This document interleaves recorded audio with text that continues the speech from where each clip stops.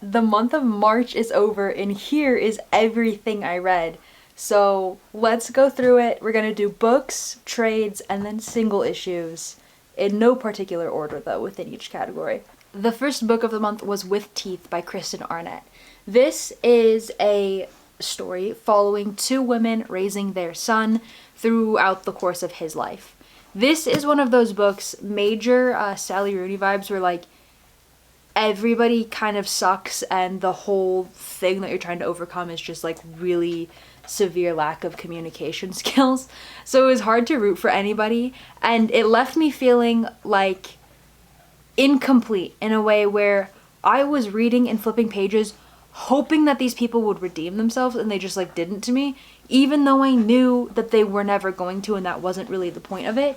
So I had a really hard time, although I really identified with the idea of these people, them specifically, I had no reason to root for them. And that is not my kind of story. So I knew that my second book of the month had to be much more of a jam, and it was. It was Greta and Valden by Rebecca K. Riley. This is a book club recommendation from my queer book club at the library in my neighborhood, and it was an absolute home run. I loved it. You are following these two siblings, G and V, and they are part of a big Maori family in New Zealand. You're getting to know that family as a whole, but you're really getting a lot about Greta and Valden from their two split point of views as you go through the book altering. So much humor and so much wit.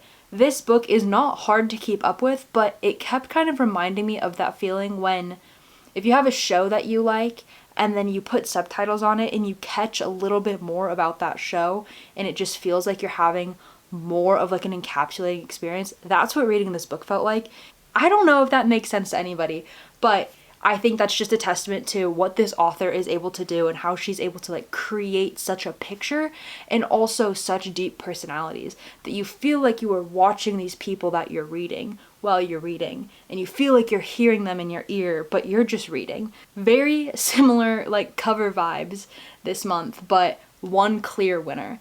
And then the first trade, I guess you'd say, is I finished the Batman Court of Owls saga. So I read about half of this, and I absolutely loved the DC Compact reading experience. Like, I did a full vlog actually of just reading this, and I will for sure be picking up more DC Compacts. I think this is such a great way to read comics and also share comics. This story in particular really has me interested in the rest of the Bat family, so that's definitely pushing me and like enticing me over to the DC section of my local comic shop, I've noticed. Ahead of the new Batwoman #1, I had been checking out the Bennett Rebirth Batwoman series from my local library. This is volume 2. I think this introduced me to the character of Batwoman really well and in a way that just really resonated with me. I did find out though that my library does not have the third and final volume of this, so I'm just kind of stuck in limbo, and that kind of sucks. Another thing I've been reading through my local library, Ryan North's Fantastic Four. This has been such a fun ride. This is the 6th volume in the like first chunk of his run, and then they more recently started him back at #1. So I'm officially caught up to the Ryan North reboot, and I think he just does such a good job of balancing the amount of main characters you have when you're dealing with the Fantastic Four. And this volume in particular had such a good Ben Grimm story that it has me chasing more The Thing content, and that is for sure going to be a focus of my April reading. Another new #1 that we got this month was Jessica Jones, so I wanted to do and succeeded in a full Alias reread. These I read back in 2018 or something like that, and I think rereading them before the new #1 was absolutely the correct move. It reminded me of why I think Jessica Jones is so cool and how unique she is as like a hero, and it's just kind of fun to read this different point of view of a hero story. She's got that hero background, but she kind of like denies the title herself, but she is doing work with everyday people and supporting like the city that she loves, which is very comparable to what the heroes are doing. I love her bluntness as a character. This was all of the Jessica Jones that I've read, so I will be focusing on more Jessica Jones in the upcoming month. We are now on to single issues, which this is kind of a stack. It's been really crazy to pull these aside and really like visualize what I'm reading in a month. I had no idea that this was how thick of a stack I was going through. So the first chunk of things that I'd say I got to this month was the back half of the Good as Dead series. So that is issue 4, issue 5, and issue 6. This is by David and Maria Lapham, and it is like a 6-issue, they are larger issues, but a 6-issue story about just like these people in this town. It's like the residents, the sheriff, the FBI is there, different levels of like residents, right? People who work in the town, people who live in the town, people who influence the town. You're following like a sibling set dynamic, you've got a parent dynamic, you've got coworker dynamic. So this is really like a story about people, and something about the art in here is really like nostalgic and reminiscent of something that I just couldn't put my finger on, and I think that's what really drew me in. But the whole time I was reading this, I could tell that like there were Easter eggs being dropped about the overall story of what's going on in this town. And so I was kind of reading with that mindset of I'm gonna finish this and I'm gonna need to go back and reread it, and I haven't done that yet, but I do want to do that. So I am glad I collected these in single issues. I can really see myself going back and rereading this story. Next, for single issues, I am on a mission to A, read more queer comics, and B, collect more queer comics. So I think a good way to do that is to kind of like investigate and find number ones that are queer series, and then collect those number ones, and then if I enjoy them, go on and read the rest of the series in whatever fashion makes the most sense. So I read I Hate This Place, issue 1, and I loved it. This for sure has the potential to become one of my favorite comics ever, and that is saying a lot after just one issue. I believe there are 2 trades in total of this, and I think eBay is going to be my bet for tracking them down. Here you are following 2 women who inherit and move into a haunted house in some haunted woods, and this issue really sets up that premise, and I cannot wait to see where it goes. I really like the 2 personalities that you have in these main characters, just from the little sliver of an introduction we get in one single issue. Next up, Exquisite Corpses issue 11. This is one of my least favorite covers for sure. It is disgusting to me. I'm not gonna say anything else about this because we're really getting down to the wire. There are like 2 issues left in this story arc, and I cannot wait to see how it turns out. My bracket is crashed. That's all I will say. Issue 11 of Blood and Thunder has been one of the most heartwarming and also heart-wrenching issues so far. You really get to see Blood kind of coming to terms with what she has been doing and also what she has been led to believe is correct in society. This is just like a very timely book, very thinly veiled like monsters as diversity kind of situation here, but I think it is done really, really well, and this is for sure one of my favorite books on my pull list every single month. I love it when it's a Blood and Thunder week. The Seasons is back. Issue 9 came back full swing. We got a really good mix of all of the sisters here. This does feel like it's kind of wrapping up. I believe it seems like they know where they are going here, and we are getting closer to the end. I love that you have these really grand scenes and these really intimate scenes. The color is so unlike anything else that I am reading.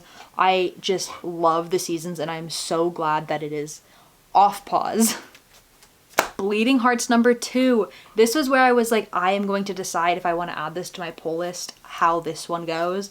And the answer is yes, I want to add it to my pull list. It took some warming up for me to get used to the art. It is in a different way than The Seasons, unlike anything else I'm reading. It's just very soft, but that kind of fits with the vibe of the story. The vibe of the story is very gentle and soft and like welcoming, despite it being on the scary topic of zombies. A new number 1, Batwoman by Greg Rucka.